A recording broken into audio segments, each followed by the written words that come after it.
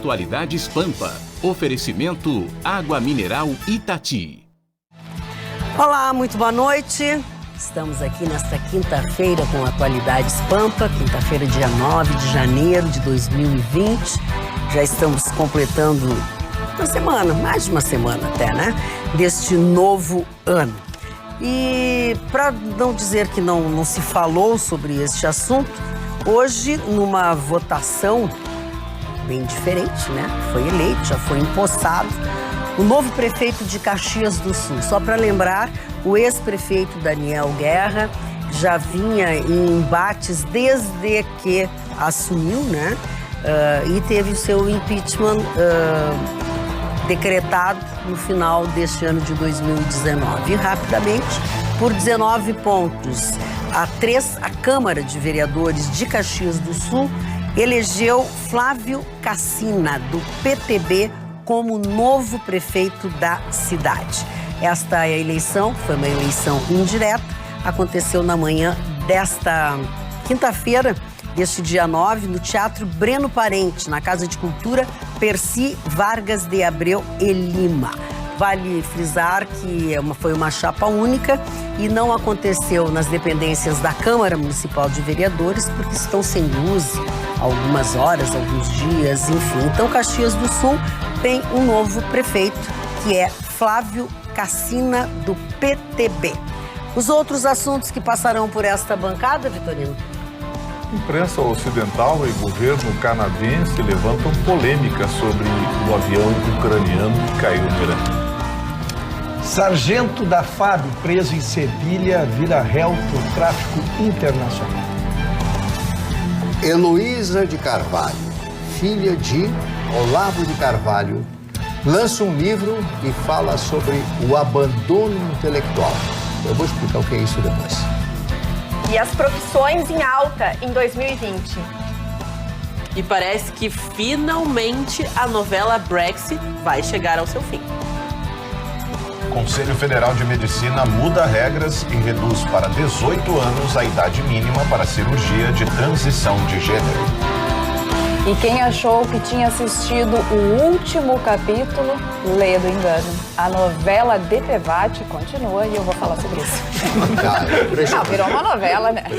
A novela DPVAT tem algumas características. Uma delas é que troca de autor a cada período. Não, é impressionante. É por isso. Então está se transformando numa coxa de retalhos. Exatamente. É uma obra colaborativa. É uma obra colaborativa. Muito bem. Mas eu acho que o artista principal, cara, tu vais abordar, é o Toffoli, porque ele participou das ações principais. Desculpa, cara. Vamos lá. É o artista principal, o ministro Dias Toffoli, presidente do STF. Bom, para quem lembra, o DPVAT já foi proposto pelo presidente Bolsonaro de ser extinto. Isso não deu certo, a medida provisória não aconteceu. O próprio STF declarou que não podia acontecer através de medida provisória, já tratamos sobre isso. Depois, o Conselho resolveu, no dia 27 de dezembro, reduzir o valor, então, do DPVAT para veículos, enfim, motos e tudo mais. O valor das motos, então, é bem significativa essa diferença. Mas, atendendo um pedido da seguradora Líder, o presidente do STF, ministro Dias Toffoli, resolveu que isso não poderia acontecer e que o DPVAT deveria ser pago com o mesmo valor que sempre foi pago, então com o valor mais alto. Mas, atendendo agora a um pedido da União, ele mudou e está revendo a sua própria decisão. Então, agora está valendo os valores anteriores que que já tinham sido determinados no dia 27 de dezembro pelo Conselho. Então, esse é o último capítulo, parece ser o último capítulo dessa novela, assim como foi abordado. O próprio diretor-geral do Detran, Enio Bassi, deu uma entrevista e disse assim, as pessoas que tratam com o direito, os juízes, eles precisam pensar nas consequências dos seus atos e das suas decisões. Bem colocado. Por quê? Porque isso tudo é uma função enorme num país inteiro que tem que rever, né? As pessoas já tinham aqui no Rio Grande do Sul a possibilidade de pagar e já tinham pago cerca de 10 milhões, se fala em 10 milhões de reais, já tinham sido pagos, 430 mil pessoas já tinham desde segunda-feira pago o DPVAT no valor maior. Agora eles precisarão ser restituídos. A seguradora líder, que é a líder do consórcio que administra, então, o DPVAT, já disse que isso vai acontecer, que a partir dessa sexta-feira ela já vai emitir uma nota, enfim, explicando como as pessoas que já pagaram o seguro obrigatório vão poder ter de volta o dinheiro. E ela ainda diz, ninguém mais paga até uma nova ordem, né? Até segunda-feira nos bancos, para dar tempo de ajeitar todo esse processo. Agora, realmente, é uma palhaçada.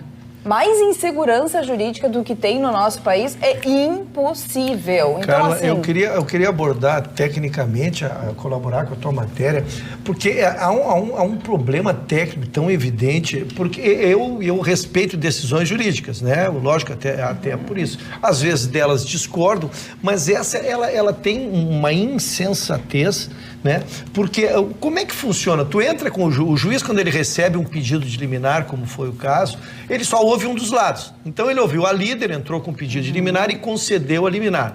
Agora, em ouvindo a Procuradoria-Geral da República, ele reconsiderou sua própria liminar. Isso seria tranquilo e acontece muito seguido no judiciário se não tivesse havido o julgamento da matéria antes, uma matéria, portanto, que ele já conhecia. Então a Procuradoria não trouxe fato novo nenhum. Então a reconsideração dele torna-se um choque jurídico para a gente compreender. Porque uma coisa é vir fatos novos e tu diz, não, vou reconsiderar, né? Vou reconsiderar porque vieram fatos novos. E outra coisa é a matéria já ter sido julgada. Ele entendeu de um jeito no dia 31. Houve uma matéria do mérito. E depois, o mérito que era a extinção. Quando eles trataram da extinção, eles receberam todos os dados, eles abordaram, eles se familiarizaram com a matéria. Quando veio pedido de liminar, ele concedeu a liminar. Agora, que dados novos poderiam ter chegado para ele mudar de ideia? Então, essa é a manifestação. Vamos lá, por favor. Então, vamos lá. O ministro Toffoli vem conduzindo esse caso de forma errada desde o início. Ele e a sua corte já fizeram lambança que culminou com isso que a Carla acabou de descrever.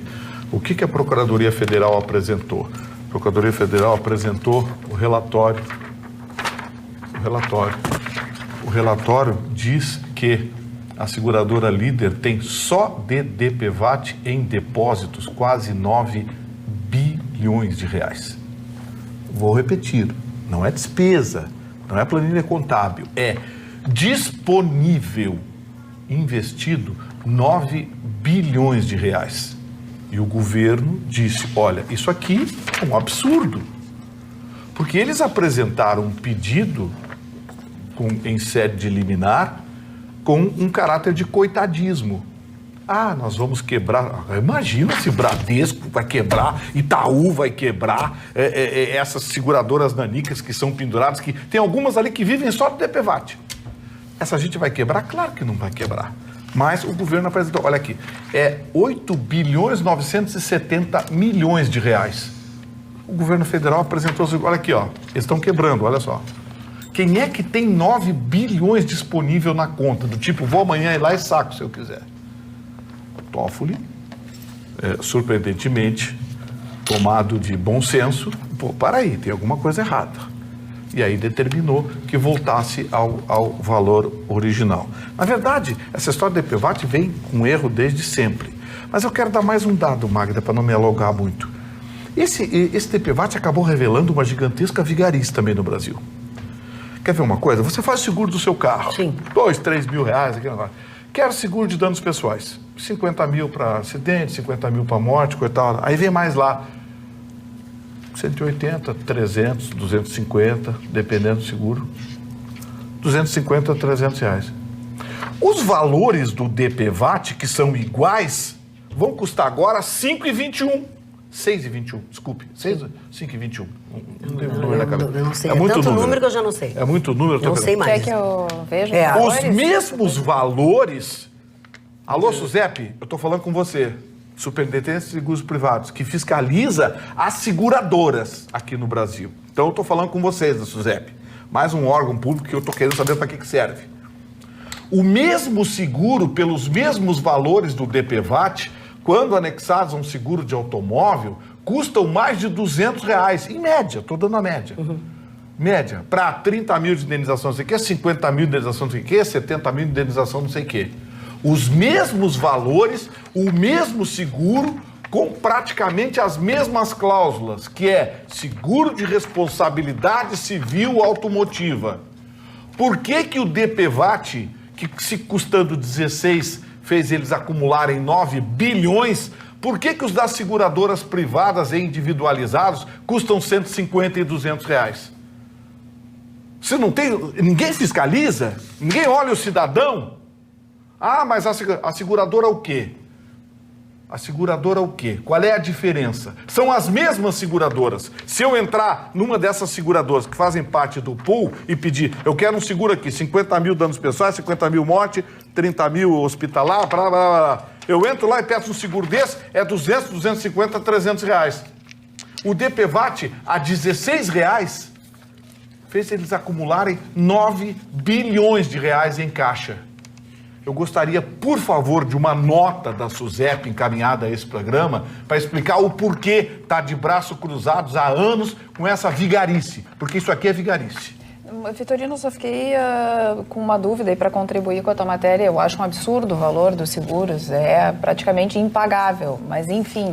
E pouca gente utiliza o valor dos seguros. Porque agora, não sabe, né? Mas não o convém DPVAT, ser comentado. Mas o DPVAT, por ser obrigatório, também é muito mais gente que participa desse bolo também. Por isso o montante, que contribui, por isso o montante deve ser maior. É o que eu penso. Sim, mas... E o outro fica pulverizado, será que não? A questão é que contribui de forma imposta, né? Isso é um cálculo... Por ser obrigatório. Sim, mas esse é um cálculo atuarial. Eu duvido que a diferença seja de 16 para 200 reais. Nenhum cálculo atuarial me explicaria essa diferença. 12 vezes superior. Ah, muito bem, o DPVAT é compulsório, as pessoas não usam, o Fusquinha do seu Zé dos Cachorros lá que a gente despedaça paga isso. Fala do e a Zé, Mercedes a Mercedes da doutora Roberta também paga isso, tudo bem. Só que os valores de prêmio são os mesmos. É a mesma coisa. Os valores de prêmio são os mesmos. 50 mil, 30 mil, é um cálculo atuarial, meu amiguinho. Então, assim, faturar por quantidade, isso funciona para produto industrializado, para média de venda, linha de produção. Mas para seguro, que tem um caráter atuarial e é individualizado, desculpe, eu queria uma explicação sobre isso aqui. Alguém que vai falar sobre isso, senão eu vou fazer uma outra pergunta relacionada ao trânsito, mas que a nossa telespectadora aqui, Vera, diz o seguinte: sobre o não envio do documento do veículo, a gente não paga uma taxa de expedição para essa documentação ser enviada? Paga. E eles não querem enviar, tu tem que buscar, né? Mais um lucrinho, né? E ainda demora uma barbaridade, que o cidadão quita o seu imposto e ainda tem aquele período até que o documento chegue, que só o comprovante não serve como documentação de que ele está pago. E piorou. Não serve, tem que apresentar o documento de rodagem. E piorou. Você tem que estar com ele. E piorou, porque não, Marconi, eu não quero versar. Eu quero versar sobre matéria pública.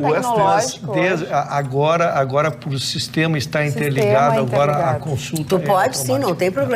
Não tem problema. Mas piorou, porque eu já tive o STJ agora... Mas isso faz tempo, né? Porque tu não tem usado o carro, faz tempo também, então foi outra época. Isso já renovou agora. Está mais moderno.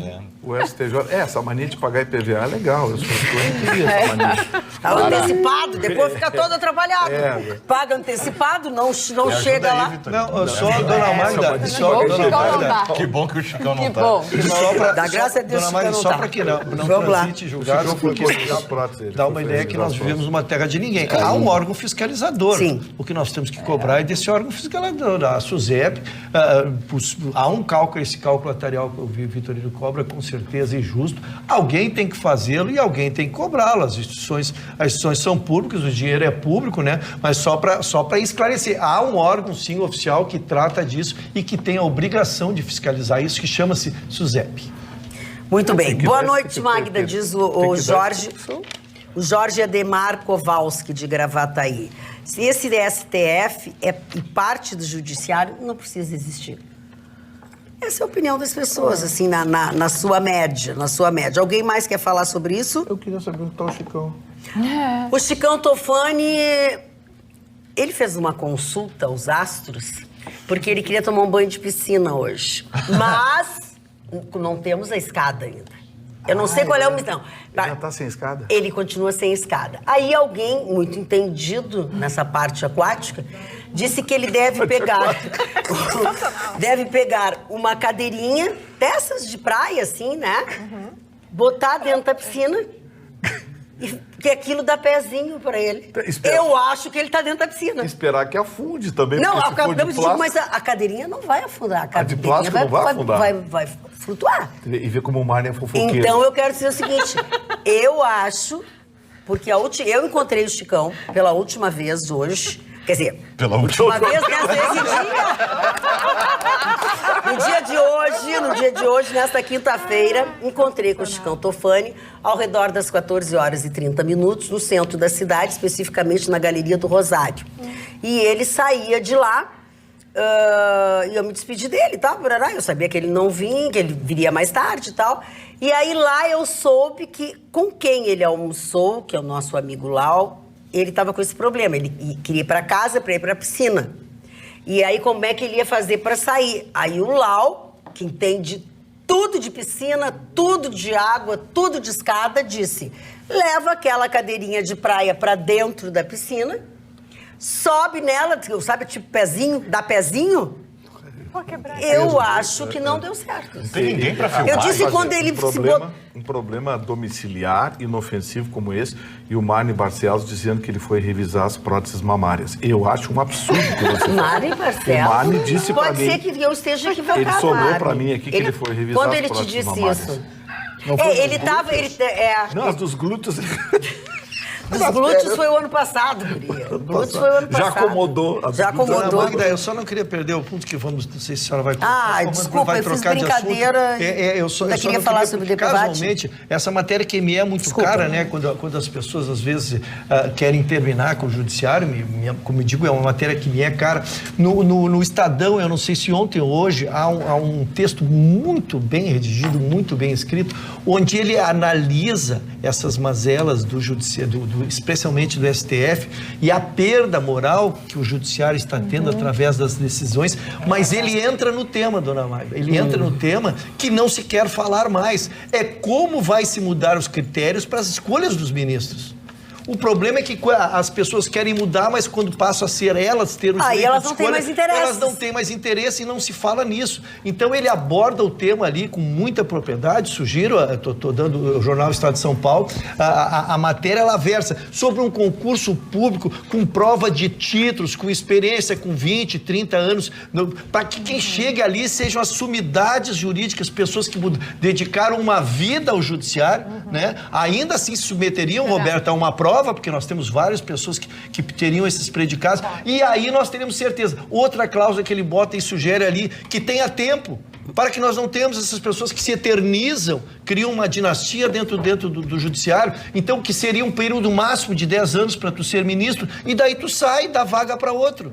Né? Então essa discussão que a sociedade tem que fazer, porque nós estamos fazendo a crítica pela crítica, estamos esperando agora dois se aposentam, aí entra o dois, aí alguém que não gosta dos dois que entraram vai começar a crítica, e nós criaremos uma crítica interminável, continuando a ideologizar o STF, que é o que nós mais abominamos. O problema disso, e eu concordo em gênero, número e grau aqui com o Rocha, a questão é que não precisaria, bastando que as pessoas que lá ocupassem, por exemplo, na minha linha de pensamento, não me importa a forma que for eleito, que for escolhido, ou a ideologia que segue, desde que, na hora da tomada das decisões, as tome usando o bom senso, usando a lei, não tomando assim nesses mandos e desmandos que a gente vê, transformando, como disse o Rucho, numa dinastia de manda e faz o que bem quer, né? Não haveria o problema e nem mesmo o grito pelo fim do judiciário, como a gente vê, que é uma medida extremada, se as pessoas que lá estivessem, independente da forma que foi indicada,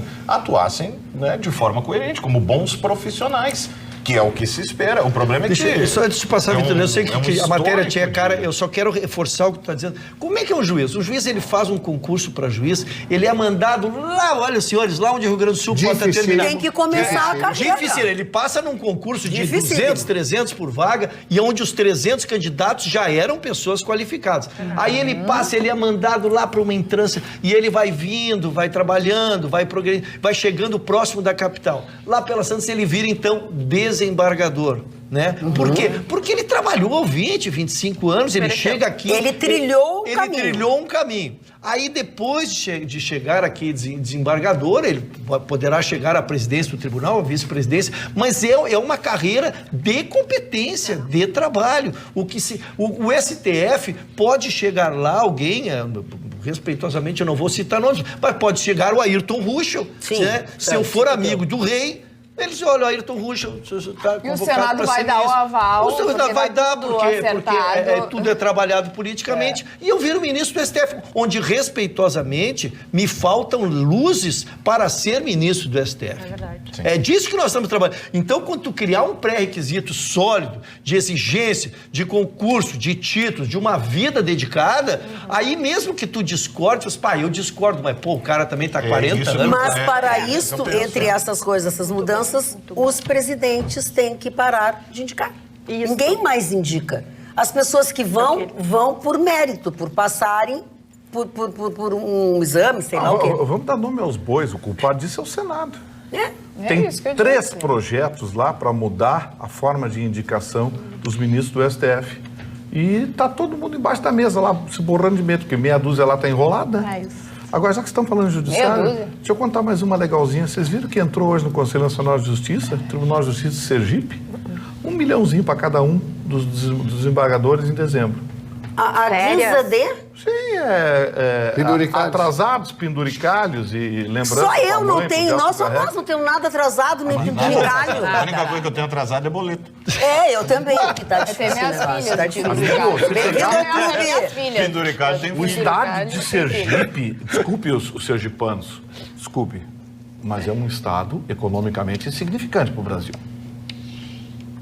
É insignificante. Desculpe, estou sendo sincero. Mas você pegar R$1 milhão, chamar os desembargadores, rapaziada, vem cá. Sim, o Estado precisa milhãozinho para cada um aqui. Isso aqui é o atrasado, não sei o quê. Esse aqui é a sua gravata, aqui é a compensação. Esse aqui é a indenização pelo seu sapato, que não ficou legal.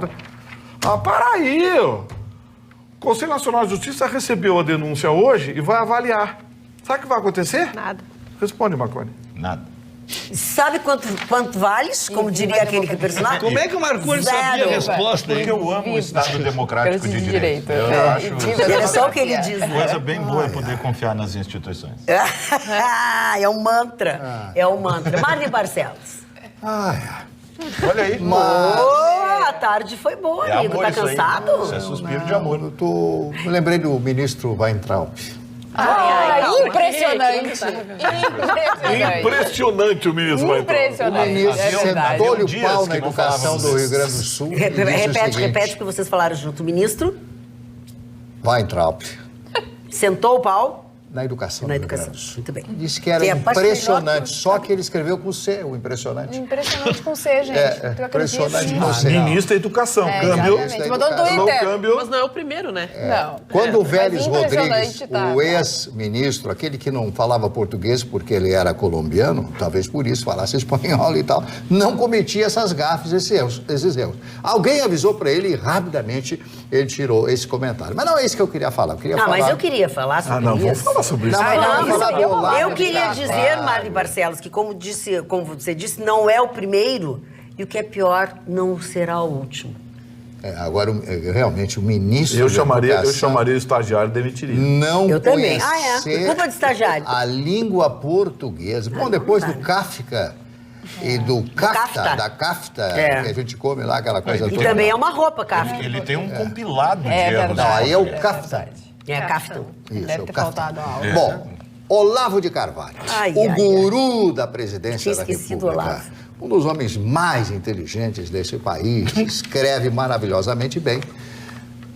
Tem uma das filhas chamada Heloísa. A Heloísa de Carvalho, é filha do primeiro casamento, ele tem 3 filhos. Conta toda a história do relacionamento dela com o pai em um livro que está sendo lançado agora. Não conheço o livro, não vi o livro ainda, mas tive as informações do livro. Ela acusa o pai de abandono intelectual.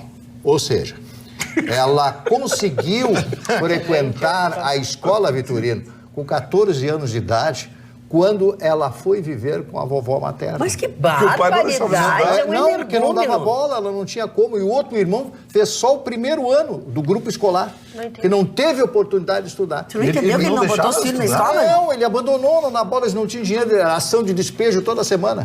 Eu conheço essa história.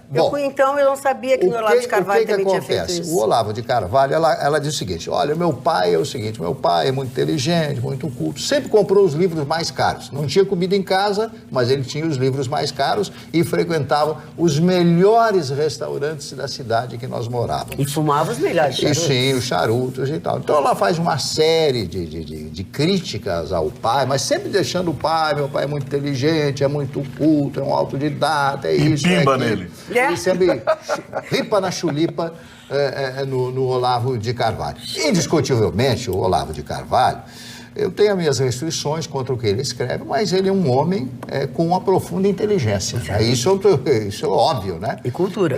Ele tem muita cultura, é um autodidata, um homem que leu a vida inteira, lia sempre os melhores livros, em detrimento da alimentação dos próprios filhos, segundo a dona Heloísa, que é a filha dele.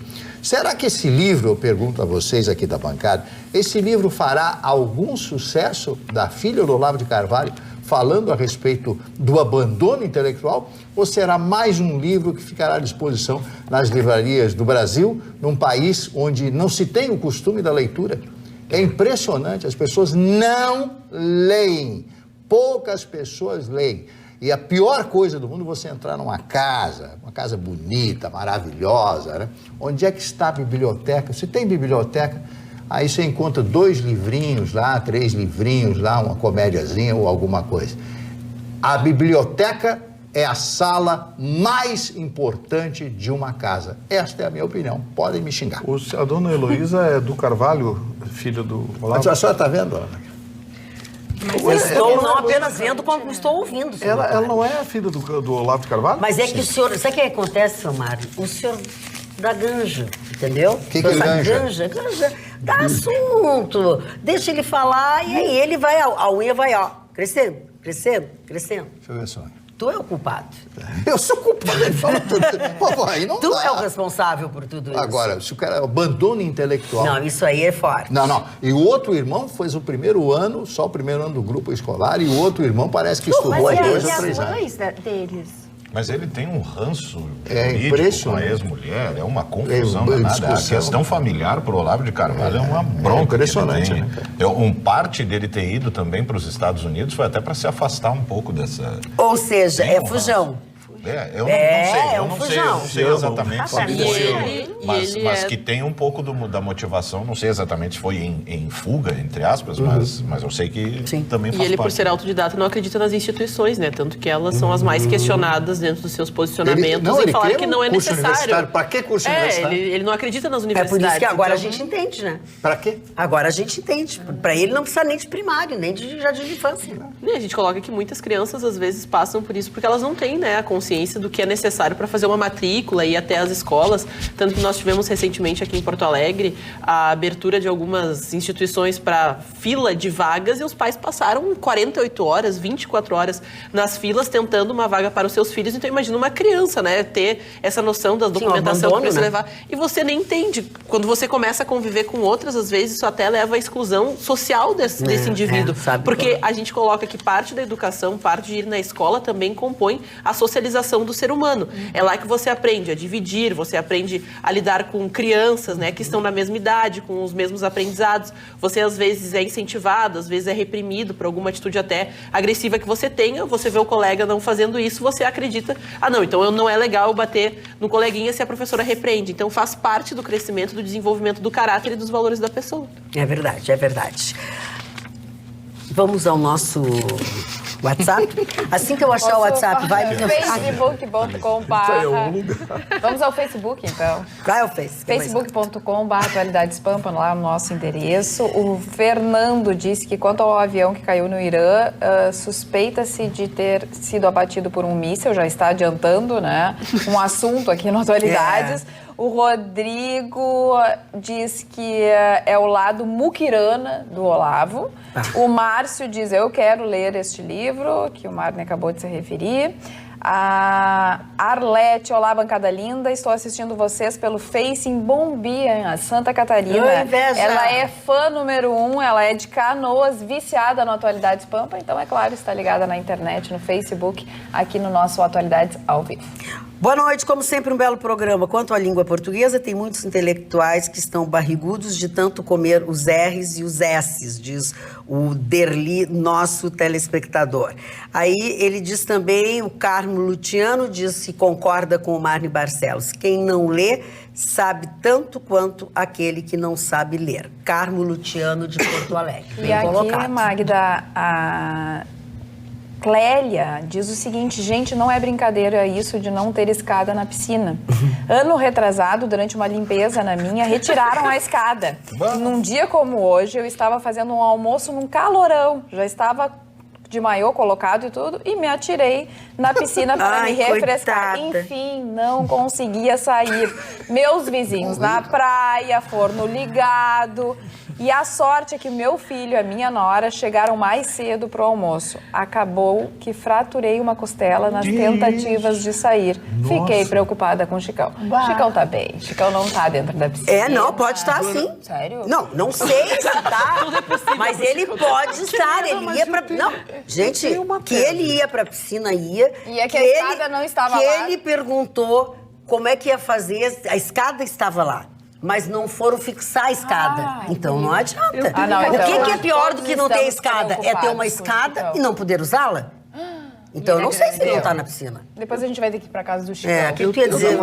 Magda, eu só queria contar uma passagem que me envolve diretamente, porque sobre o cortar os S's e cortar os R's, eu me formei muito jovem e tive a oportunidade do O senhor continua jovem, o senhor está com uma aparência jovial. O senhor, seus olhos são muito... Não, a aparência é jovial. Mas o avô dos meus filhos era uma pessoa muito intelectualizada. E ele, quando eu me formei, ele me fez pergunta: Ruschel, eu posso te corrigir sem que tu te ofendas? Será uma contribuição.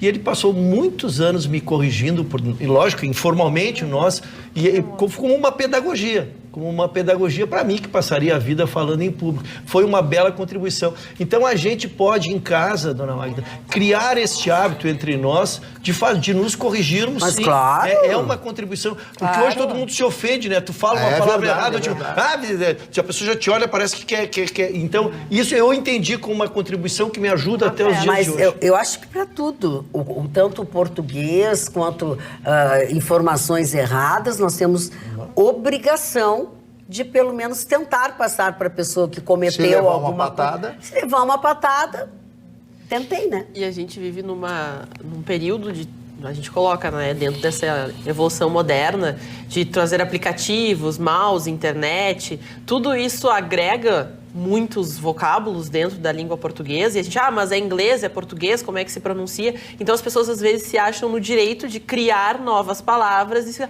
não, mas é assim, a gente coloca que a língua vai se alterar com o tempo, mas dentro, até o Marne, que é um estudioso, isso acontecia com 100, 200 anos da utilização de uma palavra. Hoje, com a constante invenção de novas palavras por necessidade, né? Porque a gente, às vezes, mouse, às vezes mouse era o ratinho, não, mas mouse agora é um objeto utilizado. Então, as pessoas, às vezes, se passam, né, criando um novo vocabulário que não existe. Olá, boa noite. Sou de Santo Antônio da Patrulha.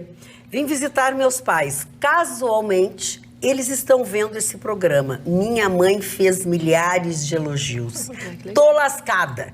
Já vi que vou ficar viciada. Agora a dona Magda terá que ler mais mensagens. Meu nome é Luciana Marra. Filha de quem? Do seu Marra. Do seu Marra. Do seu Marra. E da senhora Marra. E da dona Marra. Que é uma marra só. Que geraram uma série de marrinhas, com certeza. Entre elas, Luciana Marra. Seja bem-vindo ao nosso convívio. A família está amarrada. A família... Como é que Marne Barcelos, o nosso sábio? Não, a família está amarrada. Agora a família está amarrada. É verdade, a família agora está amarrada. Vamos falar de economia, essa menina Roberta? Vamos falar de economia. Vamos. Tu fala e eu ouço. Sobre um viés bem interessante que a rede social profissional, a LinkedIn, há muitos anos eles fazem um ranking, sempre no início do ano, das profissões que estão sendo mais procuradas. E esse ano eles incluíram o Brasil. O Brasil também fez parte desse estudo, desse levantamento. E chamou muito atenção para quem aí está procurando emprego, para quem está precisando dar uma organizada na renda ou até ter uma renda extra, chamou muito atenção que a procura maior são de profissões que estão ligadas à tecnologia e o relacionamento humano. Para os senhores terem uma ideia, em primeiro lugar, a procura mundial e também aqui no Brasil é por uma profissão chamada gestor de mídias sociais, que é aquela pessoa que cuida da conta das mídias, das contas de Facebook, enfim, e produz o conteúdo, produz também a questão de postagem, de quando postar, do que postar, de como postar. A segunda é o engenheiro de cibersegurança. Em razão da entrada do 5G e também da internet das coisas, tudo cada vez mais conectado, a segurança dessas conexões é algo que está sendo prioridade. Então, as pessoas estão procurando muito. E aí, várias outras profissões relacionadas a Big Data, a inteligência artificial, como cientista e engenheiro de dados, trabalhar com aplicativos, construir aplicativos. Mas o que me chama a atenção, e ontem, inclusive, o nosso Marne Barcelos comentou sobre esse assunto, em 10º lugar do ranking mundial das profissões para 2020, motorista. Motorista está sendo muito procurado, seja em razão dos aplicativos, seja porque as pessoas estão hoje num movimento, deixando seus carros e usufruindo da possibilidade de se integrar. Então, a gente percebe que as novas tecnologias, somado a um comportamento novo, nesse início da segunda década de um novo milênio, está gerando aí oportunidade para muitas pessoas. Eu achei interessante a pesquisa. Hoje, durante a manhã, na Rádio Pampa, a gente abordou essa temática, porque boa parte delas é aquilo que a gente comenta, até da dificuldade, por exemplo, que alguns pais têm de entender a rotina de seus filhos e o contato com essas tecnologias, né? Assim, no popular é saber que o seu filho ali pode não estar só perdendo tempo brincando diante de um computador. Pode estar nascendo ali um novo profissional de uma determinada área que a gente sequer sabe que ela vai existir daqui a um breve tempo, porque essas coisas são numa velocidade muito grande. E uma coisa que eu gostei muito de ver é que, por exemplo, as 5 primeiras, vamos pegar as 5 primeiras, que são muito voltadas à tecnologia e a essa questão humana, das redes sociais principalmente, são profissões que não tem jeito. Por mais que se tenha mudado os critérios de acesso hoje em dia, são profissões que ou você tem cacife para executar ou você não tem espaço no mercado. Não vai ter relaxamento no sistema de acesso, não é mérito, né? São 5 profissões que vão ocupar tais cadeiras só aqueles que dominam por completo a área que trabalham, né? Não tem todas essas facilidades sociais que a gente vê, que aconteceu no vestibular, sistema de entrada em ensino, relaxamentos, né, de cobranças e facilitadores de acesso, são áreas... Gestor de mídias sociais, e aí vem também a questão da faculdade, porque essa questão, para ser gestor de mídias sociais, tem vários cursos mais curtos para se fazer, para se entrar dentro dessa profissão. Não precisa de uma faculdade para isso. Realmente precisa do talento, precisa da criatividade, precisa do bom senso da pessoa, acima de qualquer outra coisa. E, claro, do conhecimento, qual é a melhor hora de postar, qual é o melhor dia para postar, qual é o conteúdo que as pessoas estão procurando. Então, realmente, isso em relação, precisa muito engajamento da pessoa que está fazendo. Isso em relação a essa de gestor de mídias sociais, que é até um pouco mais, né, é mais um conhecimento empírico, até de repente tu consegue, né, aplicar do que um técnico. Mas, por exemplo, você tem ali, ó, o 2º lugar é engenheiro de cibersegurança. Não tem cota. Não tem abrir para... vamos abrir vagas para... Não. Ou tu tem a habilidade necessária e o talento que te coloca nessa cadeira para assumir essa vaga, ou vaza, vai ficar. Mas ainda fala só sobre a questão de você ter um conhecimento empírico. Acho que quando a gente falava do início dessa profissão, e eu gosto muito da área e me especializei, hoje você tem que saber muito mais de colocação do seu conteúdo na internet através do gerenciamento de dados, e a gente coloca, dependendo da plataforma que você utiliza, do que se o texto é legal, se a foto é bonita. Você precisa saber o horário, você precisa fazer o seu público-alvo, você precisa levar uma série de dados que existem, né, na parte de gestão, mais do que o conteúdo que você está postando. Então, a gente coloca até que a engenharia de software é algo que hoje é uma coisa assim, que você precisa compreender para atuar na área de gestão de mídias. Tem que ter a parte da engenharia, tem que ter a parte do conteúdo, porque assim, tem muito conteúdo sendo jogado na rede. E as pessoas agora todo mundo produz, né? Todo mundo produz, daqui a pouco as pessoas vão estar saturadas. Só os conteúdos, aqueles que realmente geram engajamento, é que vão conseguir se sustentar e tudo isso. Falando em conteúdos, engajamento, Vitorino, a notícia vem daí. Eu queria só dizer sobre esse assunto, de que, como em outras profissões, vai ter bons e ruins. Sim, como essa coisa, respeitosamente, Marconi, eu acho que sim, o cara vai acessar lá, mas não quer dizer que ele seja bom. Vou te dar um exemplo curtinho, em 30 segundos. Um dos maiores analistas do Brasil, que não vou avançar muito, mas hoje ele é diretor no Brasil de uma das maiores fabricantes de antivírus, era o responsável pela área de segurança de um grande cartão de crédito no Brasil. Há 6 anos atrás, os hackers roubaram o banco de dados com os cartões de crédito e as senhas. A empresa não admitiu porque teria que indenizar milhões de pessoas que foram lesadas. Chamaram um a um, trocaram o cartão, fizeram a onda, o banco restituiu e ficou por isso, abafaram. E esse cara era tido como craque. E hoje é presidente de um dos maiores fabricantes de... Então, assim... acho que todo dia tu tem que ser craque. Não vou dar nome, até para não... Mas é um caso conhecido no meio da área informática, da área de sistemas. O que eu quero dizer é o seguinte, é que como em outras profissões, vai ter os bons, os ruins e os enganadores. Mas o que eu digo é assim, o ruim vai embora. Ele vai ter a oportunidade de mostrar teoricamente, até porque também tem pouco... porque o ruim vai trabalhar baratinho. Porque concordando contigo, até também tem pouco profissional em cada uma dessas áreas. Ainda, claro. A PUC, a área de tecnologia da PUC despeja 250, 300 profissionais por ano nessa área. E para quem gosta de gamers, a gente coloca que há 5 anos a gente não tinha essa faculdade, né? Hoje é uma das mais procuradas e uma das que mais curso superior de desenvolvedor. E o próprio jogador, o cara que joga, o jogador é profissional hoje. O jogador é profissional, ganha dinheiro jogando. Os garotos de 16 anos chegam a ganhar 30 mil reais, eles ficam isolados numa casa, eles são contratados por grandes empresas que patrocinam esses jogadores, ganham 30 mil com 16 anos numa casa para participar de campeonatos ao redor do mundo. Mais do que patrocinados... Isso mais barato, mais assim... Mais do que patrocinados por grandes empresas, as equipes já são grandes empresas. Claro. Elas já têm, além do patrocínio... É que os exemplos que vocês estão dando é do topo da cadeia dessa profissão. É o que a gente quer dizer que, como em todas as profissões, vai ter muquirana... Não, mas a gente fala que... E eu coloco... Porque em um espaço de 2, 3, às vezes 6 meses, você se torna uma referência no mercado. Essa é o bacana de você estar na internet e às vezes nem é associado à qualidade. A gente tem gamers, por exemplo, com seus canais que ganham milhões para divulgar. Assim, você vira daqui a pouco, todo mundo te assiste. O caso aqui, o Lucas Neto. Eu coloco assim, a qualidade do conteúdo que ele produz, é assim, para as crianças, elas amam, é maravilhoso. Mas para quem assiste como um adulto, e ele tipo, ele literalmente pega um celular, se filma fazendo umas bobagens, assim, vamos brincar de aventureiros, vamos lá em busca de uma pedra. E, assim, é uma pedra que você tem, assim, no seu jardim. E ele busca... E as crianças, ele ganha bilhões, ele tem franquias, ele tem já restaurantes, ele tem bonecos, ele tem jogos infantis, ele tem jogos digitais. Ele se tornou um mega empresário dentro de um conteúdo infantil de pouquíssima qualidade. O líder de arrecadação no YouTube em 2019 foi um menino de 8 anos. Eu tô me sentindo muito humilhada. Eu quero trocar. Não, eu tô humilhada. Eu tô humilhada. Eu nunca fui tão humilhada. Eu quero ser desembargador no Sergipe.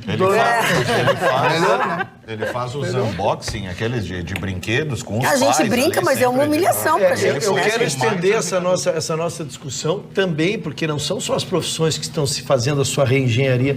As empresas estão precisando fazer. No evento que nós fomos terça-feira, eu conversei com um empresário com uma rede grande de lojas e ele disse da dificuldade de manter em azul diante do surgimento das lojas virtuais. É verdade. Isso é uma mudança de cultura, né? Isso é uma mudança de cultura. Então, onde tu precisa otimizar tuas despesas, tuas receitas dentro de uma empresa, vamos dizer assim, de física, né?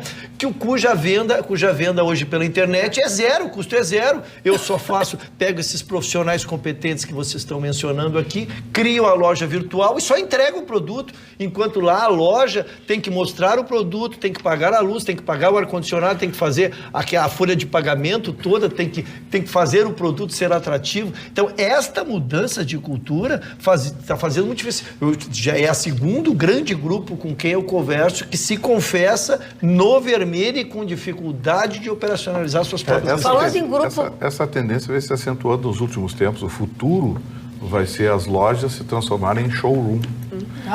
Sim, mas já tem uma palestra maravilhosa. Grande parte das lojas hoje, você entra, escolhe o que você quer, eles disponibilizam um computador, você compra o computador. Eu tenho um amigo pessoal, ele é diretor de tecnologia de uma grande loja de departamentos aqui, que fez e tá, claro, aí tem condição financeira, tem cacife para mudar a sua forma de agir, e hoje trabalha em toda essa, assim, você entrou num site, viu uma blusa pelo aplicativo desenvolvido por ele, você vai para o site da loja essa em questão, vê se tem a blusa ou algo semelhante em torno dela, ali já dá preço e a possibilidade de comprá-la por ali.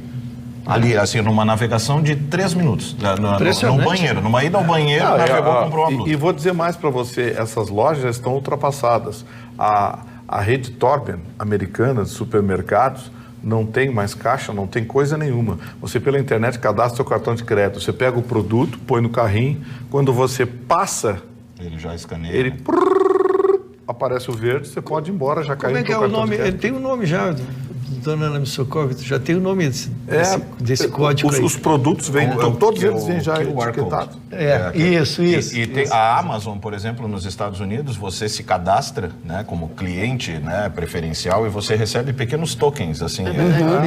Você coloca, por exemplo, na sua cozinha, né, acabou lá, está acabando o teu detergente, tu só num apertar de botão lá, seleciona o produto. Ele já vai repor automaticamente. Normalmente está dentro do mesmo dia. Mas eu vou dizer uma coisa. Dona Magda, não é pra não, Dona Magda. Não, viver assim... Eu, na minha praia do barco, não vou conseguir comprar. Tem algumas coisas não. Será que vai ter mercadinho na esquina ainda? Até conseguir conexão daqui com o telefone. Olha ali o Marconi debochando da praia do barco ali, Dona Magda. Ele tá fazendo... Ele tá dizendo que eu não consigo sinal na praia do barco. Tô debochando da Anatel, que susto, mano. Que susto. A gente está falando em tecnologia. Antes de mandar a notícia aqui, o ministro Toffoli caçou eliminado o desembargador do Rio de Janeiro e o filme, aquele que debocha dos cristãos, que ironiza a religião católica, foi liberado outra vez no Bananal. Leia-se Brasil, que tem um presidente do STF dessa estatura. Mas, enfim, e pelo jeito não vai dar nada, porque estão preocupados em pegar o cara que está na Rússia lá, mas liberaram esse absurdo que ataca a maior religião brasileira. Debocha, ironiza e faz piada com a maior religião. Tem gente dizendo que é censura isso aí. Exatamente. Porque a liberdade de imprensa é um direito relativo e não é absoluto. Não, eu estou apenas dizendo que tem gente que acha que é censura. Jornalistas importantes do Rio. Sim, jornalistas importantes da Globo, da Folha de São Paulo. Não, tem a Totalidade Espampa, que eu, né? Tem jornalista também da Totalidade Espampa que pensa isso também. É que eu acho que se você não gosta da obra, se você se ofende com a obra, você pode simplesmente não vê-la, você não precisa dar audiência. Tanto que essa medida que foi tomada e justamente pela postagem dos membros da família Bolsonaro tornou o especial de Natal da Netflix o conteúdo mais assistido na oportunidade. Então, talvez por essa divulgação, eu falo, quando você não gosta, você simplesmente não assiste. Mas aí que tem que ver... Eu vou produzir um filme de estupros, não, então. Mas é isso que eu ia dizer. Eu vou produzir um filme de estupros. Quem não quiser, não assiste. Qualquer humorista que tenta aí, de certa forma, fazer uma piada sobre gordo, sobre gay, sobre mulher, sobre não sei o quê, há toda uma mobilização para... Agora, até a gíria do momento é cancelar. Agora é cancelar o cidadão. Cancela o fulano. É a homofobia. Então, assim, tem que... serve, então, o mesmo argumento. É só não assistir, então... E o Chico Anísio com o pai? Mas é justamente isso. As pessoas querem cancelar. Não era a época do mimimi. Eu falo assim, é que eu acho que a gente está misturando as coisas. Porque a gente, quando nós temos um grupo de pessoas que acreditam em certos valores, e você fala, vamos cancelar essa pessoa, é porque, não vamos assistir, não vamos consumir. Acho que dentro de um grupo de cristãos, que é o caso que falamos aqui, não vamos assistir, não vamos dar ibope, vamos deixar passar. Porque você pode ver, no próprio Netflix tem os shows de stand-up, para quem gosta do estilo, tem os stand-ups que ainda falam, né, de gordofobia, de homofobia, que tem esse estilo de humor, e tem aqueles que são supostamente, né, anti tudo isso, os empoderados, aquele que as pessoas xingam, mas a gente coloca, a plataforma tem que ter conteúdo para todos os públicos. Quem escolhe é a pessoa que está do outro lado da tela. Isso é uma realidade, eu nunca tinha pensado assim como a Ana está dizendo, porque se fosse numa TV aberta, tudo bem. Não é numa TV aberta, né? Não, mas mesmo na TV aberta, só não assistia. Eu ok, mas não é tão fácil, porque tu tem crianças, não é assim tão fácil. Porque, por exemplo, o Júlio Cocielo, já que a gente estava falando em influenciadores, fez uma piada na época da Copa do Mundo e meteram uma multa nele de 7 milhões de reais. Tentaram destruir a vida desse rapaz, o que deu por causa de uma piada que ele fez. É a mesma coisa, tá lá no YouTube, é só não assistir. Não gosta do... Mas não, aí lá, porque como foi, a piada tinha teor racista, tentaram destruir com o rapaz. Então, se serve por um lado, porque eu não entendo. A piada foi nos Estados Unidos isso? Né? Não, aqui no Brasil. A piada com gay.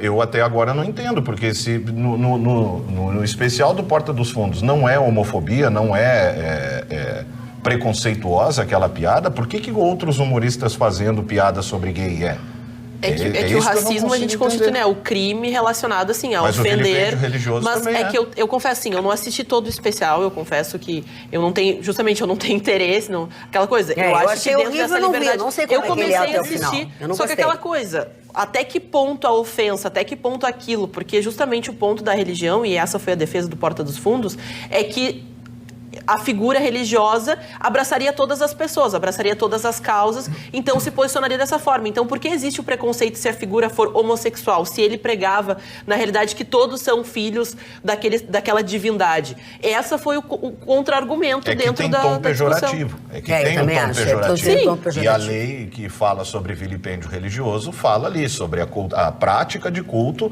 ou elemento que faça parte da cultura religiosa. Eu pediria só, no meio dessa discussão, que os senhores que estão em casa lessem o artigo 208 do Código Penal Brasileiro e me digam se esses imbecis não cometeram crime. Porque, na minha opinião, é crime. Se pode, então tá. Então amanhã eu vou produzir um filme de estupros. Quem não quiser não assiste, porque estupro também é crime, né? Então... Mas nós temos filmes que tratam desse tema, né, Vitorino? Bonitinha, mas ordinária. Bom, olha aqui, boa noite, bancada, por favor. Ainda não terminem com os supermercados, pois ainda tem esperança em encontrar a dona Magda algum dia fazendo compras. Abraços, Geraldo. Obrigada, Geraldo. E é o ponto onde mais nos reconhece, né? A esperança da dona Magda não encontrar você. Não, Geraldo. Ele está falando por ele, né, Geraldo? Não é por mim. Posso fazer um pequeno e rápido agradecimento? Faça um pequeno e rápido agradecimento. Seu Ilgo de Guaíba, que tem uma plantação de mirtilos, e a Gabriela Milanese, a nossa colega, me trouxe ontem uma bandeja com mirtilos. Que frutinha maravilhosa, que o senhor queria me surrupiar.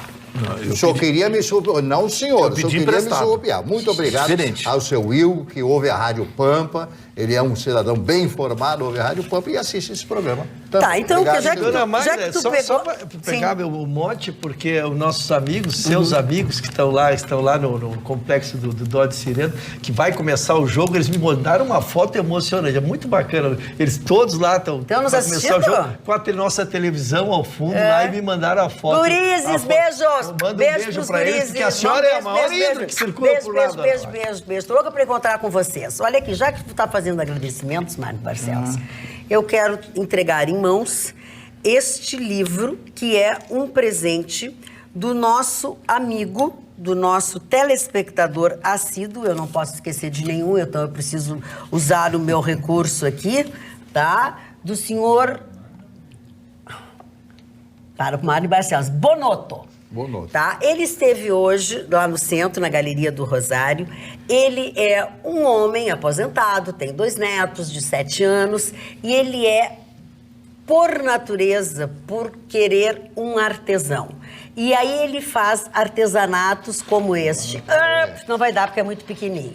Tá? Alguém me ajuda ali. Artesanatos como este, que são bicicletas ou motocicletas, e ele não vende, tá? Ele não vende. Eu estou mostrando para vocês.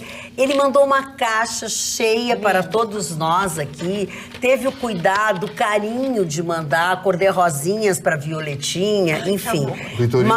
Vitorino também. Sabe que eu posso mostrar aqui? Mostra. E olha o que ele fez ali, porque ele mora na frente da Redenção. Então ele disse que olha assim, do meu tricolor ali, as sementes, as coisas que caem. Então, de uma semente, tá muito fofo. Ele fez um gaudério, tocando uma sanfona e fez uma motocicleta, uma mini motocicleta para o Ruschel. Para mim, ele fez esse Bob Marley. Ai, Marley. Ó, o meu é um Bob Marley tocando uma guitarra, tá? Feito de uma semente, ó. Ai, Marley, de uma semente. Ele botou olhinhos, olha, é perfeito. Ele é muito querido, uma pessoa muito carinhosa. Associar e o Bob para Marley o a uma semente é bem interessante. Pois é. E para o Marne Barcelos, ele mandou esta relíquia, Marne Barcelos. Por favor, fale do seu presente. Eu mesmo preciso enxergar aqui, né? Stefan Zweig, né? O grande mestre Zweig, né? Que morou no Rio de Janeiro, morreu no Rio de Janeiro, suicídio. Por que o doutor Stefan Zweig se suicidou? Porque ele viveu a época do nazismo, ele era judeu. E ele ficou tão traumatizado com o genocídio que aconteceu na Europa que ele suicidou-se. Este homem extraordinário, olha que livro está. Que ano é isso aqui? Mostra as folhas, Mário, olha que coisa linda isso aí. Década é uma peça rara. Rio de Janeiro, não está aqui a década do ano que foi impresso este livro. Não tem o ano aqui. Editora Guanabara, Weissmann Coogan, Limitada, Rio de Janeiro, os construtores do mundo. Olha que coisa linda. Que beleza, muito obrigado. Isso é um livro que lerei com toda certeza, estará na minha biblioteca. Muito obrigado, senhor Bonotto. Um abraço. Hoje foi o dia dos presentes. Olha a relíquia que ele trouxe. E ele me pediu, inclusive, que mostrasse ao Chicão Tofani. Mas o Chicão não veio, não ia deixar de mostrar. Esse menino Ruschel, tu reconhece as pessoas nessa foto? Não. Se alguém puder chegar mais perto, eu mostro. Não. Eu quero te dizer que numa dessas fotos está o Taxinha, um jogador. E a outra figura é o Deco Nascimento, que hoje é diretor do Grêmio. Isso. O Deco Nascimento ilustra. O Deco Nascimento é esse aqui, ó. Tá? Esse aqui, ó. E o Taxinha, ele diz que o Chicão sabe muito bem, ele foi um jogador também do Internacional, tá? E ele manda essa pequena lembrança para todos nós. Também foi uma pessoa que eu me encontrei. O nome dele é Gilson Severo Baraldo, o maior nome do futebol amador de Porto Alegre, Taxinha. Então, assim, ó, foi um encontro hoje maravilhoso, também com outras pessoas que mandaram beijos. O Mário de Vargas, do Correios, que mandou para ti uma carta. A Laura... Me deleitei com ela também. E a Laura e Dancara, que são netos da dona Ivone, a Júlia, o Paulo e a Pauline, e a Inês Borges está viajando para Santa Vitória do Palmar. E temos aqui uma carta a todos nós. Vou passar a mão de vocês, não vou lê-la, obviamente, que ela mandou para todos nós aqui, amadinhos e amadinhas deste programa super qualificado e com um toque especial de lucidez. Ela é um amor, como é que é o nome dela? Ela não assinou, tá aqui, tá atrás o nome, disse a nossa produtora. O nome dela não tá atrás. Não é a Anitta. Não é a Júlia é outra. Daqui a pouco eu me lembro do nome dela. E eu, o seu Mário Fernando, responderei a ele as consultas que me foram enviadas. Muito bem, Dona Magda, esses livros são biografias escritas pelo Stefan Zweig a respeito do Balzac, olha, Charles Dickens, gênio da literatura popular do século XIX na Grã-Bretanha, na Inglaterra, Dostoiévski, Fyodor Dostoiévski, Oberlin, Kleist e Nietzsche. E ele colocou o aqui, Nietzsche. Não, ele colocou aqui. Foi o Nietzsche, por causa do Nietzsche que ele te mandou. Muito obrigado, seu Bonotto. Tá, olha aqui, é a Anitta Pinto, que é contadora de histórias, literatura infantil e juvenil para adultos. Ela é uma advogada, tá, por formação, teve um grande desencanto na sua carreira, abandonou tudo e hoje ela está fazendo uma qualificação para ser pedagoga em hospitais. É uma pessoa de uma generosidade maravilhosa e eu sou muito curiosa, né? Eu perguntei por que ela abandonou a área e ela me disse que foi pela maneira com que ela foi tratada. Ela é concursada em alguns órgãos, em alguns lugares de justiça desse nosso estado, onde ela foi discriminada e aviltada de algumas formas. A maneira que ela falou foi tão forte, tão chocante, que eu não perguntei o que era.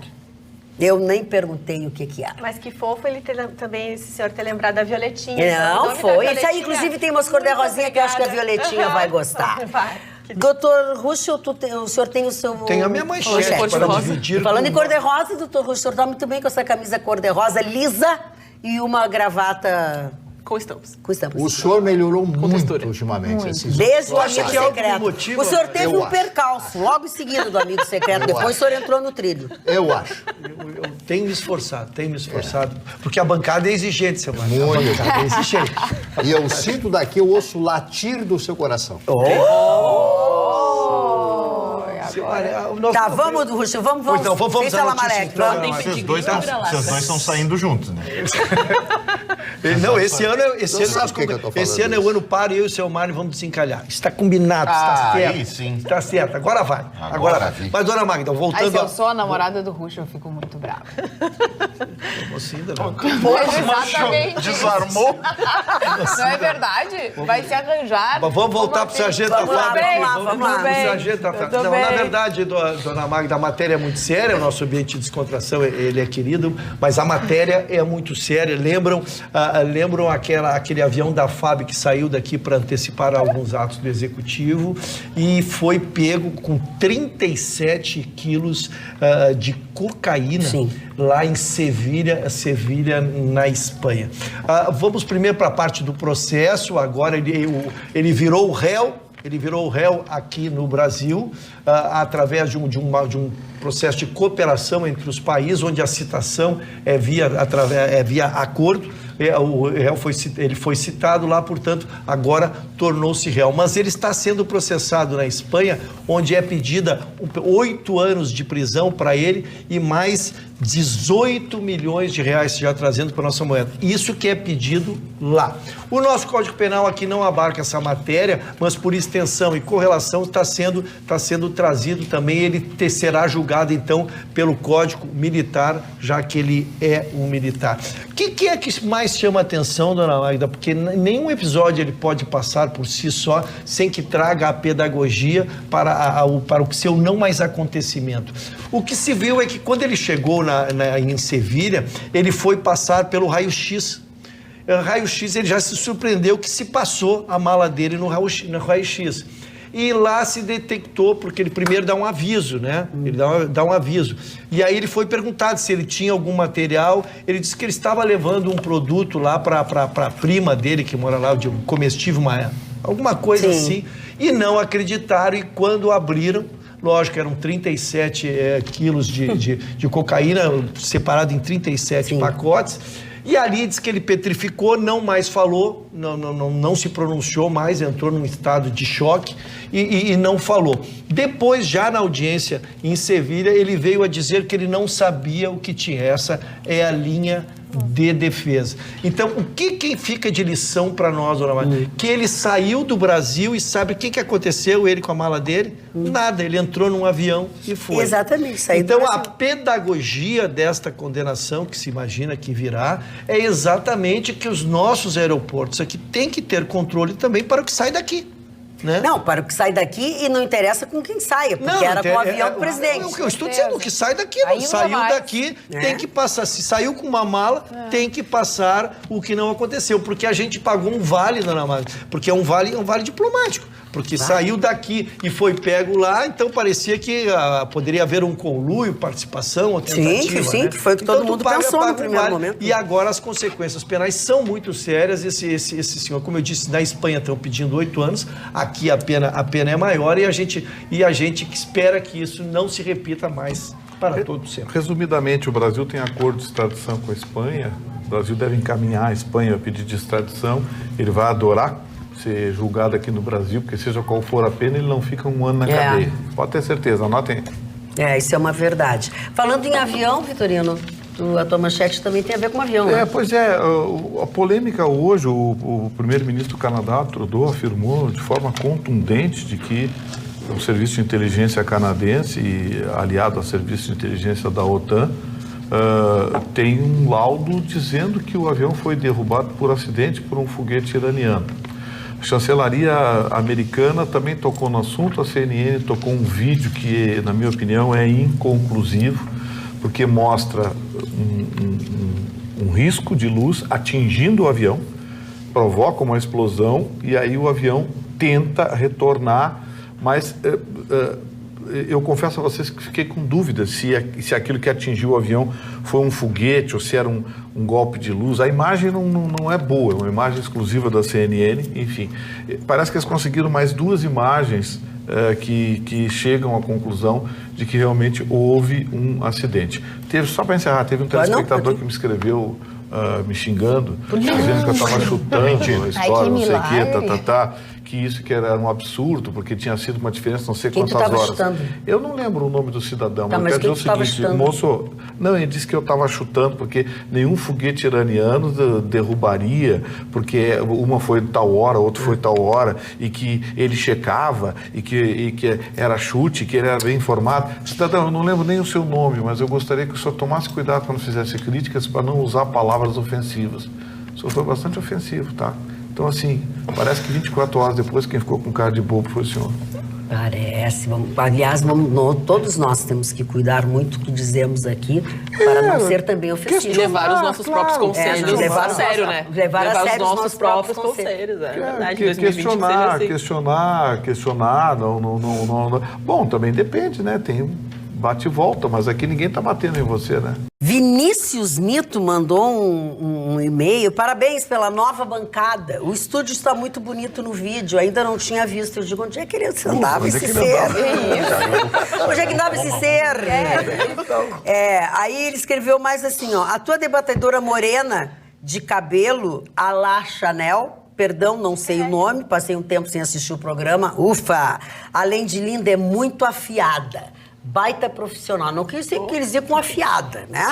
Mas agora se entende que o Vinícius não tinha parado de ver o programa. Mas, por falar em novas casas, né, mudar de ares, a gente sabe que aqui no Litoral Gaúcho, né, a gente abre a temporada de verão e a gente acaba se mudando durante um período para o litoral. Quem pode, né? Quem não pode fica aqui em Porto Alegre e vai no final de semana. Então, se você é uma dessas pessoas, passe na Casa Almari. A Delmundo /Shopping Sul está lá com toda a sua equipe. Tem massagem, tem drenagem linfática para o pessoal que acaba exagerando no champanhe, acaba se passando um pouco nos comes e bebes. Então vá lá, procure a Lu, porque é extraordinária a massagem e a drenagem que ela faz. Passe lá na Casa Almari Delmundo /Shopping Sul. Pois eu quero dizer que eu fiz uma descoberta muito legal ao ter sido a pessoa que a Ana tirou de amiga secreta.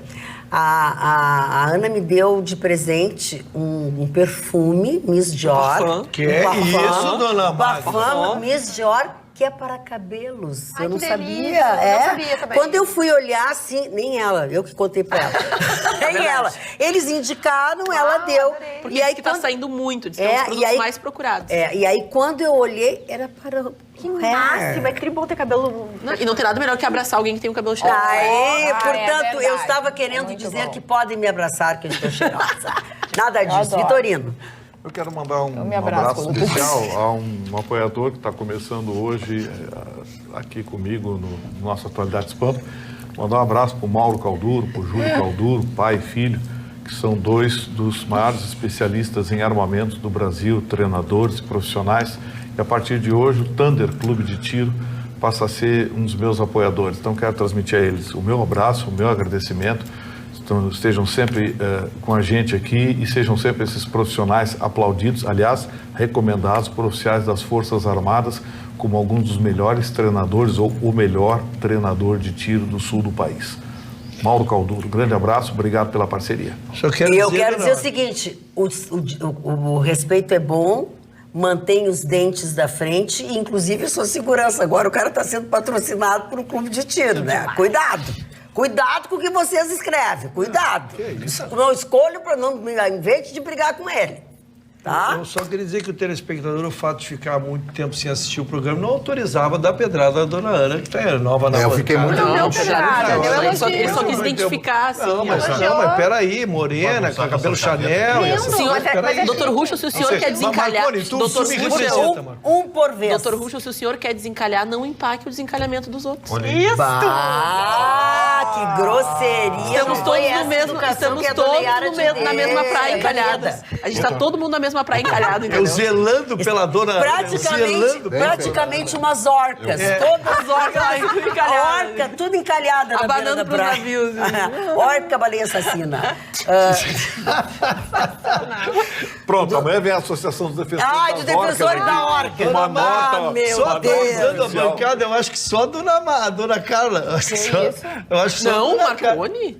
O seu Marconi.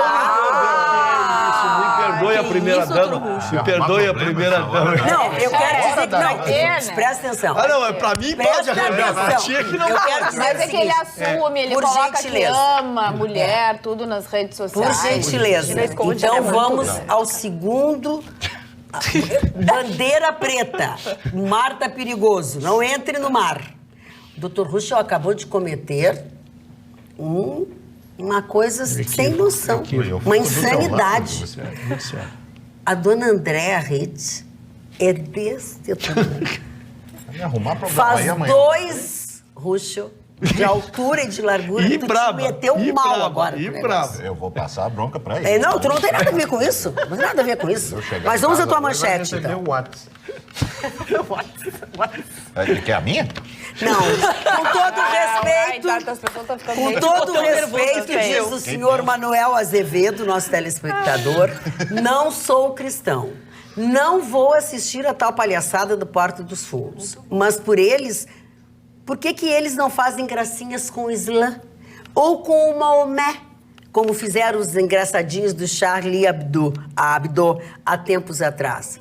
Deu um probleminha lá. Ele dissou contra a violência. Mas tem coisas que se pode evitar. A explicação é quem tem medo. Quem tem medo. Não, mas eles já fizeram. Eles já fizeram. São pequenos esquetes e já fizeram. Debochando das mulheres islâmicas, da cultura... É dos poucos quadros que realmente são engraçados. Sim. Assim, o meu senso de humor é meio... um pouco ruim de levar... Esse exemplo. E acho que vocês faltaram na mesa a respeito do senhor Mário Barcelos. O senhor Mário Barcelos casado 4 vezes. Ele só não tem comparecido, mas está casado. Não, é porque ele não está mais casado. Não está mais, Mário Barcelos. Ele está de parceria com o Dr. Ruschel e buscando o amor da vida. A dona Carla querendo limpar a reservado. Mas é um sistema de delivery isso aqui. É um entregando o outro. É impressionante. Isso que fica à vontade. O senhor Mário Barcelos, senhor, olha aqui, eu não quero dizer um por cada vez, é um por vez. Mas o seu Mário não está sob o manto do matrimônio. Não, sobre ninguém ele pode fazer o sexo eventual. Olha o português. Ele não pode ser criticado. Como é que foi, de novo? Como é que foi parar nisso? A pergunta do Marconi, o senhor pode responder essa pergunta? Eu responder não posso. Não, perguntar. Como é que para nisso? Como é que foi chegar Como a gente chegou até aqui? Tudo começou quando eu passei a palavra para ti. Para tu leres a tua manchete. Eu sabia que a marcaste bobeira. Não, melhor não. Era minha mesmo? A Carla tem que estar... É para se manter quieta. Olha aí, cara, bem feito. É que ontem o telespectador dizia assim no Facebook, fala, Carla, fala. Eu resolvi falar, aí, ó. Eu tô me mandando ficar quieta. A Carla é muito implicante, dona Magna. A Carla é muito implicante. Vamos lá, Marconi, vem com a tua manchete. O vestiário rachou aqui. Eu sou defensora das mulheres. Da Dani. Muito bem. A manchete diz respeito ao Conselho Federal de Medicina, que alterou algumas regras e agora reduziu, então, para 18 anos de idade, a idade mínima para a cirurgia da chamada transição de gênero. Até então, essa idade estabelecida era de 21 anos e essas novas regras foram publicadas hoje, saiu no Diário Oficial da União, que amplia, esse acesso à cirurgia e também, além disso, ao atendimento básico para os transgêneros. O vice-presidente do Conselho Federal de Medicina, o senhor Donizete Dimer Filho, ele disse que essa resolução visa, na verdade, proteger os pacientes, porque assim como a questão do aborto, inevitavelmente, ou acabava se procurando no exterior, o exterior é até uma prática bastante comum, relativamente comum, ou métodos absolutamente selvagens, para se levar adiante essa transição. O vice-presidente, ele considera que não como uma liberalização ou uma manobra de incentivo, por mais que, logo eu trago um detalhe que também é preocupante, ele considera que isso seja uma adequação no sentido de não se trazer mais prejuízo para essas pessoas que, porventura, né, não se identifiquem com o seu gênero de nascença. Aqui a nós nos interessa em que sentido? A relação com o SUS. Né? O SUS agora está estudando ainda se vai incorporar essas mudanças nas suas operações. A representante do Ministério da Saúde, a senhora Maria Inês Gadelha, diz que essas regras serão agora então analisadas pela Comissão Nacional de Incorporação de Tecnologias no SUS, mas não há ainda um menor prazo definido para que isso ocorra. Lembrando que essa decisão do Conselho não é automática para o SUS, como algumas outras acabaram sendo ou costumam ser. Um psiquiatra foi ouvido, o senhor Alexandre Sade, que é coordenador do ambulatório transdisciplinar da identidade de gênero e orientação sexual do Hospital das Clínicas da Universidade de São Paulo. Ele explicou que há todo um processo de credenciamento agora, porque não é só o processo cirúrgico, as alterações vão cuidar aí também de monitoria, né? Uma espécie de um acompanhamento pré e pós-operatório. E aí entra o ponto mais nevrálgico dessa situação, que é crianças e adolescentes. E aí a bronca se dá, né? É a discussão toda. Essa portaria passa a estabelecer, então, que as crianças e adolescentes consideradas transgêneros devem receber não só a questão da possibilidade ou do facilitador da cirurgia, mas também um tratamento de equipe multiprofissional e interdisciplinar sem nenhuma intervenção hormonal ou cirúrgica, ou seja, é no sentido de um trabalho psiquiátrico. Sim. De entender por que isso. Porque o número de arrependimentos depois da adolescência é gigantesco. Impressionante. Nos últimos 5 anos na Inglaterra, que foi feito um estudo mais recente, eu não trouxe porque estava em inglês, era complicado, o estudo técnico, aumentou do ano 2000 até 2016 em mais de 1000%. O caso de arrependimentos pós-operatórios.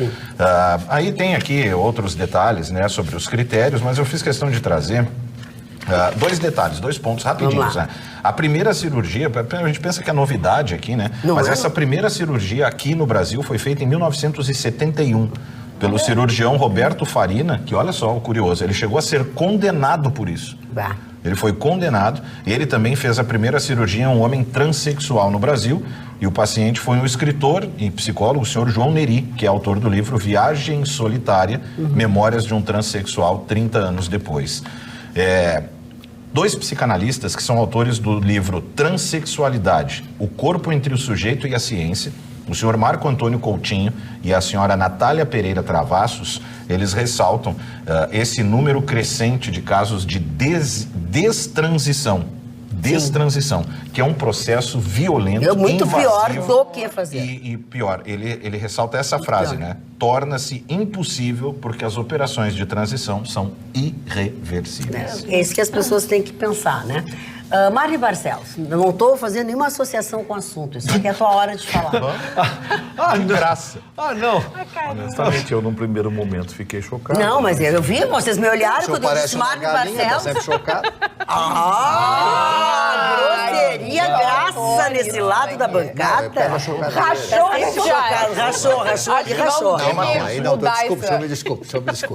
Desculpe. Não, eu não posso. Não provoque não cutuca a onça com vara curta. Isso também foi uma alusão? Não, agora falando sério. Hoje também foi uma alusão? O aniversário de uma das maiores filósofas e feministas, Simone de Beauvoir. Que teve um casamento aberto.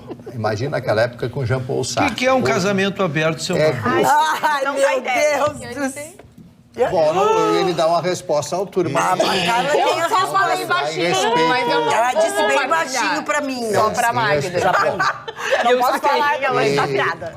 Eles tiveram um casamento aberto, como eu disse, e ela era uma feminista, uma mulher extraordinária. Ela escreveu diversos livros fantásticos, 2 ou 3 ou 4 livros, não tenho na memória guardado isso, viraram filmes franceses, etc. E ela tem uma frase, né, sobre a idade, né? Viver, né? Viver é envelhecer, nada mais.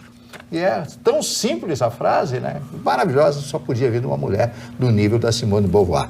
E aí o Jean-Paul Sartre, tem outra frase do Jean-Paul Sartre que dizia: cada homem deve inventar o seu caminho. Todos nós temos que inventar o caminho a ser percorrido. Então era um casal, ele tinha relacionamentos extra-casamento e ela também tinha o mesmo direito, já isto aí há mais de 50, 60, 70 anos atrás. O segundo aniversariante foi uma das figuras mais importantes na história dos Estados Unidos, Richard Milhous Nixon, ex-presidente dos Estados Unidos, 2 vezes ex-presidente do governo de Dwight Eisenhower, do general Eisenhower, que foi o grande comandante aliado na Segunda Guerra Mundial. Nixon se elege, perde a eleição para o Kennedy e depois se elege presidente dos Estados Unidos por 2 vezes. A primeira eleição, depois da segunda eleição, ele teve uma larga margem de votos à frente. Foi o primeiro e único, não vou dizer o único, mas o primeiro presidente que foi à China iniciar os grandes negócios que, depois daquela ida dele, se iniciaram com a China, né? Que era a China comunista. Como vai visitar um país comunista? Não, eu vou porque é negócio e os Estados Unidos vivem de negócio. Quando acontece o caso de Watergate, em que os 2 jornalistas do Washington Post descobrem toda a manobra, todo o serviço de espionagem que foi colocado dentro da sede do partido em Washington, os 2 jornalistas do Washington Post, eles começam a publicar uma série de matérias e reportagens a respeito disso. Entram com pedido de impeachment contra ele. Antes dele ser empinchado, ele vai à televisão, não achei ele triste, ainda revi o pronunciamento da televisão, anunciar que a partir daquele momento ele não seria mais o presidente dos Estados Unidos. Venho perante o povo americano pedir a minha renúncia. Estou renunciando ao cargo de presidente dos Estados Unidos da América. E esse fato me gravou muito na cabeça. Isso foi em 1974. Porque o locutor que anunciou isso, para mim, até hoje, não conheço um locutor de notícias como foi o gaúcho de São Gabriel, Heron Domingues, que fez o Repórter-esso, que era locutor do Repórter-esso. Só ele, ninguém mais conseguiu fazer a voz dele era marcante, ele abria, senhoras e senhores, opa, alguma coisa importante aconteceu. Então, nunca esqueci, ele ficou de plantão 4 dias esperando a renúncia. Ele dormiu dentro da TV Globo. E teve um infarto violento. Já não se faz mais profissional como antigamente. Ficou dormindo no sofá, esperando, me acorda quando ele fizer. Aí 11 horas da noite, 10 horas da noite, quando for para a televisão, ele recebe a informação, coloca um pouco de pó na cara, etc, e vai e anuncia isso. O presidente Richard Nixon acaba de renunciar, etc. Bom, o outro aniversariante de hoje, Otto Glória. Otto Glória é uma lenda do futebol internacional, era brasileiro, técnico da seleção portuguesa, que na Copa de 66 ganha do Brasil de 3-1, desqualificando o Brasil já no início da Copa do Mundo. E depois treinou o Grêmio, seu Mário, por 3 anos. Eu não sabia que tinha estado aqui no Grêmio. João Cabral de Melo Neto, esse todo mundo conhece, a figura, morte, vida severina, o grande poeta, foi diplomata também. Outro aniversariante, meu querido amigo Paulo Goulart, ator de televisão, fez uma série de novelas na televisão, na TV Globo, na antiga TV Tupi, casado com a Anissete Bruno. Paulo Goulart foi meu amigo pessoal, dono de um belíssimo restaurante ali no Rio de Janeiro, em Copacabana, restaurante que eu também frequentei muitas vezes. E os filhos todos atores, né, seu Mário? Como? Sim. Os filhos são do Paulinho, que é filho dele, Paulo Goulart filho, tem a Bárbara Bruno e a outra menina que é uma grande atriz, me deu um branco agora, daqui a pouco eu lembro. Uma delas arriscou na música também, não teve? Essa eu não sei. Bom, essa o Vitorino conhece, Joan Baez. A Joan Baez fez uma homenagem muito bonita no Festival de Woodstock, quando no meio da noite ela disse que ia cantar uma canção para alguém que estava preso porque se recusou a matar uma pessoa que não conhecia. O marido dela estava preso porque não quis ir para a guerra do Vietnã. Ela começou a cantar a canção ao violão, era por volta de 3 horas da manhã, no parque de Woodstock, na periferia de Nova York, e no meio da canção ela começou a chorar, não conseguiu terminar a canção e o público terminou a canção cantando por ela. Uma das cenas mais lindas do Festival de Woodstock. Uma voz intimista, né? Uma voz intimista. Era parceira do Bob Dylan e muitas das letras do Bob Dylan têm a participação dela. E para finalizar, um criminoso argentino chamado Cláudio Canidia, que tirou o Brasil da Copa do Mundo. O Canidia, aquele gol que ele fez. Que gol, que lindo, né? Bom, encerrados os aniversários. Livrou o Tafarel, entrou com bola e tudo. Muito. Só um minutinho, a dona Ana não falou da manchete dela ainda. Não, é que houve um comentário paralelo na bancada, eu gostei depois de esclarecer, mas vou guardar. Mas é isso em off, não, ninguém viu disso. Vamos lá, Ana, tua manchete, Ana. Mas por falar em finalizar, antes que outras coisas na bancada, amizades se finalizem aqui, vamos falar rapidamente então do Brexit, que então é a saída do Reino Unido da União Europeia. O Boris Johnson finalmente conseguiu então aprovar na Câmara dos Comuns pelo placar de 330 votos a 231 votos, a questão do texto, então, o projeto final para a saída, então, do Reino Unido da União Europeia. Dentro dessa concepção, agora vai passar para a Câmara dos Lordes e depois da Câmara dos Lordes vai para a instituição máxima, a rainha. Se a rainha assinar, vira uma lei. E a previsão é que, então, o Reino Unido sai no dia 29 de janeiro, 2 dias antes do prazo máximo que foi estabelecido pela própria União Europeia como a última oportunidade, então, para o Reino Unido se decidir. Ou vai ou fica. E ainda, só para a gente trazer o retrospecto, há quanto tempo a gente fala desse assunto, o plebiscito aconteceu no dia 24 de junho de 2016. E nesse meio tempo já passaram, então, 3 premiers dentro desse projeto que tentaram, né, saíram, não saíram. O primeiro, então, o David Cameron com o plebiscito, depois a Theresa May com o projeto aprovado pela União Europeia, mas recusado pelo parlamento do Reino Unido, e agora, então, Boris Johnson dá um ponto final dentro dessa celeuma dessa novela, como eu disse, mas agora tudo depende da Câmara dos Lordes, depois da própria rainha da Inglaterra. Muito bem. Vitorino, tu vai para o litoral nesse final de semana? Não tenho intenção, não? Dona Não, Magda. é porque agora tem uma praça com as corujas.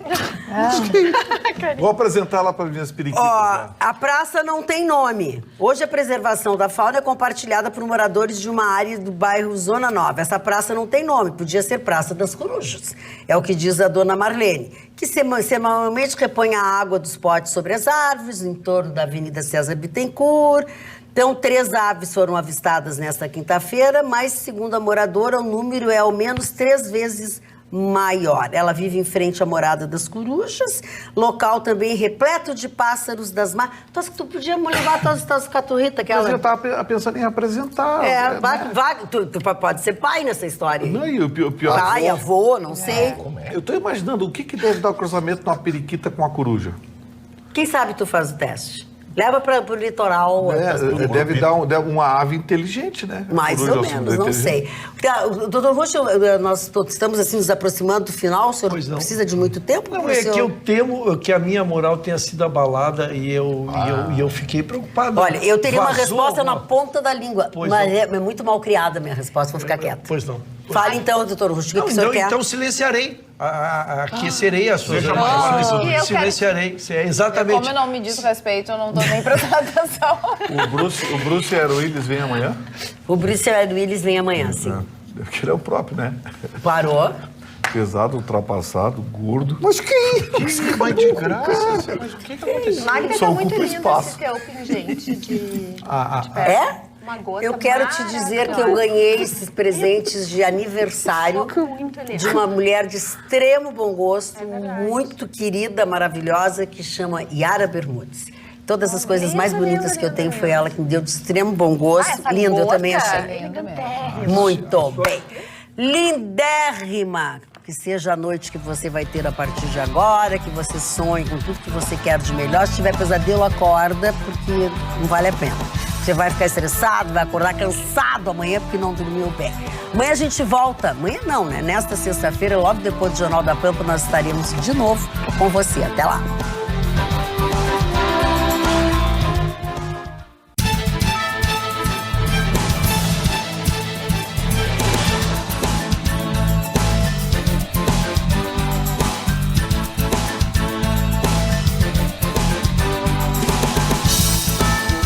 Atualidades Pampa. Oferecimento Água Mineral Itati.